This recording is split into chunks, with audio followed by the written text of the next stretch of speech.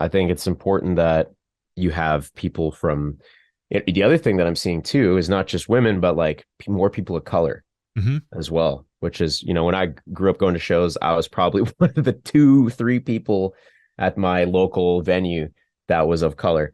Yeah. Um, but it is you're totally right. So many more women are involved and right at the front. They're in the pit. It's awesome. Yep. The last tour we were just on with Lorna Shore, there was tons of women there, Yep. and they're super excited. So I love that. Yeah, it almost reminds me of like MySpace, when you saw, there was a lot of fucking girls into this stuff back then. And like it's not a coincidence. That's when it was at its peak. When they start leaving, you know that the genre has a problem. Exactly, exactly. And deathcore, I think all the core scenes have an advantage in that and I would like to know what you think. In my opinion, I think the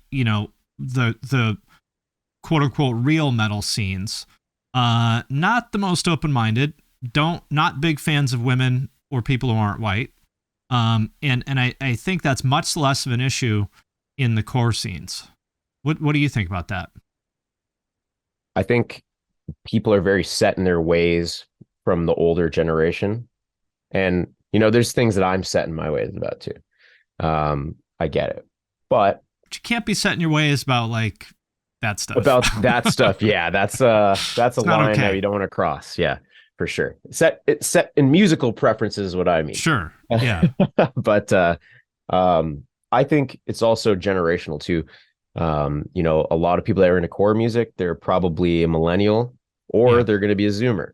Yep. And there's one thing I think is absolutely awesome is that the last few tours we've been playing, you getting kids, that kind of look like the meme format with the curly hair, Uh where huh. they white Yeah. Air Force Ones. Yeah. Yo, dog, this is my first metal show ever, man.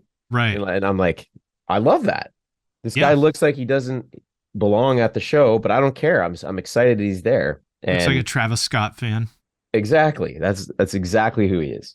And I think that's great because when I started going to shows, there was raccoon tails and skinny girls jeans because the men's skinny jeans didn't exist yet. Yeah.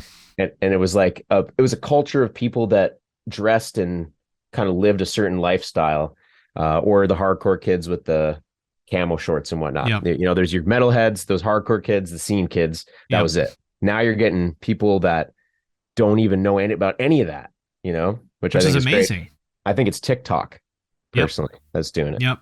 I think you're right. And like we should be thrilled about that because I know, there's some people that don't like it if the Travis Scott kid shows up and doesn't know anything about this stuff, but like we should all be thrilled about that because that's like the lifeblood of the scene. Yeah, Those new people, that's the most like that's the most precious thing. That's like oxygen. I'm with you. I think and when I started going to shows, I probably was that kid, wearing the wrong clothes or whatever, Right. wearing Jordans when I should be wearing the Vans.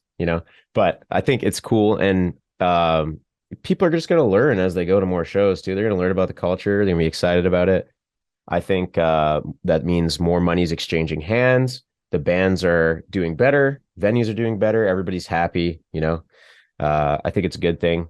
But some people want to gatekeep, and that's fine because they want to protect Yeah. the genre or whatever. But I think it'll sort itself out. It's not going to turn into something that you didn't love, just because a couple of kids from different walks of life came to the show. I So, mean, we were all that kid, like you said, yeah, we were all that kid at one point where you didn't know the quote unquote rules.